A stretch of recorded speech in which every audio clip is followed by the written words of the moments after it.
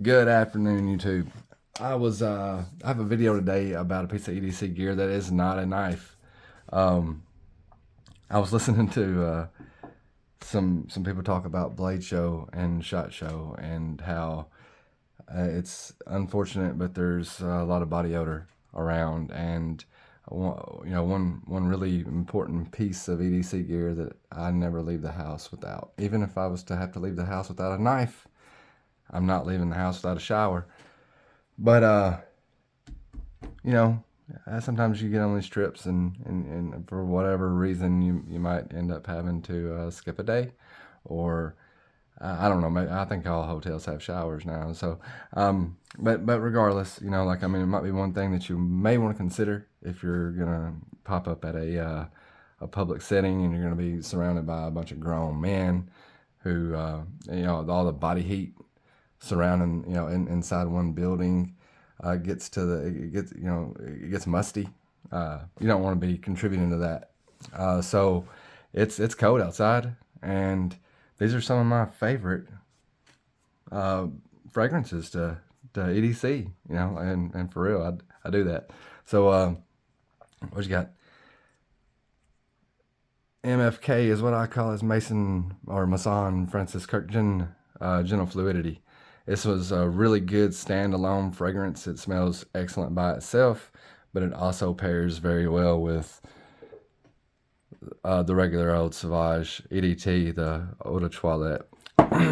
Those are, if you combine those two fragrances, it smells really good. In fact, I don't wear Sauvage by itself much, but like, if you take something like from 1997, this is some Versace the Dreamer, and combine it with Sauvage, just the regular old Sauvage, you come up with a fragrance that I like to call monster. People ask me what I'm wearing. If I've combined these two fragrances, you come up with something totally unique out of two very played out fragrances. They combine very well. So I use Sauvage as a good combo, because it's not so overpowering that it can't lend itself well to other fragrances, and it may be one of the best layering fragrances men have at their disposal. But even by itself, Versace the Dreamer, more than likely, like, there's not a lot of people wearing it, so like, you don't have to worry about smelling just like your frat brothers that are all wearing one of the blues. How about some Tom Ford ombre leather? Pretty good stuff.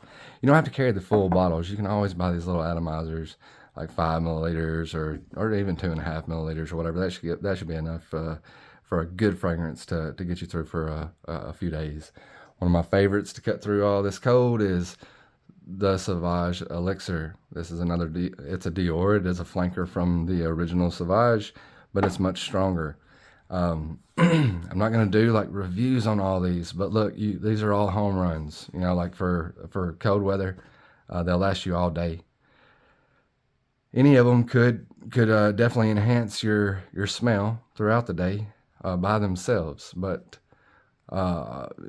just about any of them could also be combined with this fragrance right here to make a whole different smelling experience. I've even layered the ombre leather with the Sauvage before, and it's not bad, man. So like, if really, if you're in the position in life where you can afford a bunch of custom knives and stuff like that, then picking up a good bottle of fragrance, it wouldn't be the end of the world.